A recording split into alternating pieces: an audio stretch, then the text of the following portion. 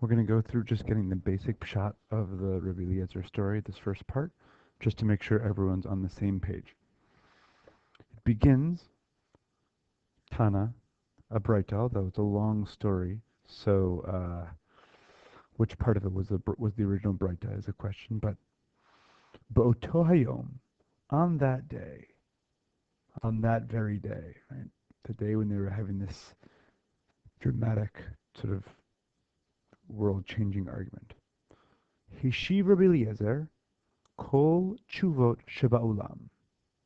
It's important to realize Hishiv chuvot, just like Sha'al Shelot or Noel Na'alaim. Hebrew does this all the time, where the verb and the noun are the same from the same root. English does not do it, but it happens here. Rabbi Eliezer is the subject. He answered answers. He gave all the possible answers to their arguments, rebuttals. V'lo kiblu himenu. They did not receive them from, but they did not accept them. He gave all sorts of arguments. They did not accept his arguments. They were steadfast in their view. So he takes it up a notch. He goes from logical or textual arguments to supernatural ones. Amar lehem, im halacha kamuti, if the law is like me, echoing a phrase that we saw in the earlier text, charuv zeyuchiach. This charuv, this carob tree will prove it. Ne'akar charuv mimkomo me'ama, ve'amri la arba me'ot ama. It gets up and moves. Now, either you're wondering at this point, how can they possibly say no to him anymore? He's just made a carob tree dance. Or you're thinking, excuse me? What the heck does a carob tree have to do with anything? What exactly is that supposed to prove anyway? Well, Rabbi Eliezer thinks it's absolute proof. They say, Ein mevi'in re'aya min hecharuv. We do not bring proofs from carob trees. It's meant to sound like a general rule. In halachic arguments, we generally do not bring proofs from carob trees.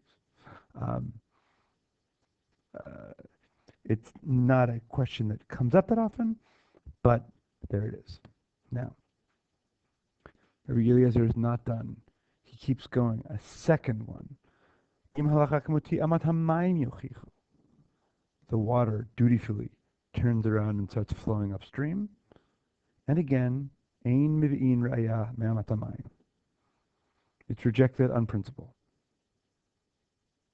A third gambit from Rabbi Eliezer. Kotlei beit hamidrash yochichu. The walls of the Beit Midrash will prove it. Now, the walls of the Beit Midrash are now going to prove his point.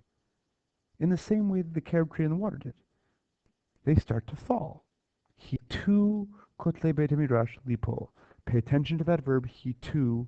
It is one of the milot manchot that will keep coming up throughout the sugya. They lean towards falling. Ga'ar bahem Rabbi Yeshua.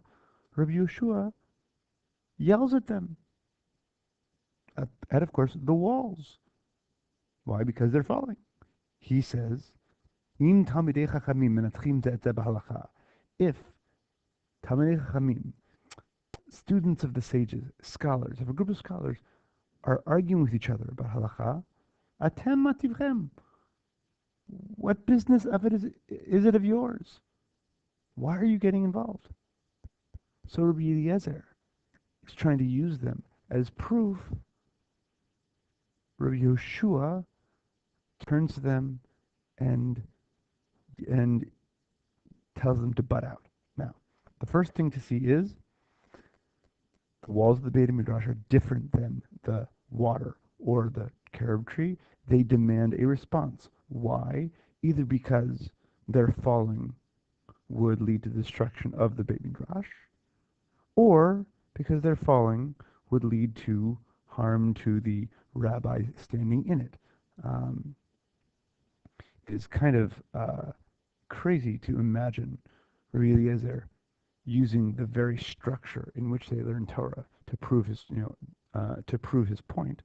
Um, but nonetheless, Rabbi Yeshua decides he needs to step forward and halt it.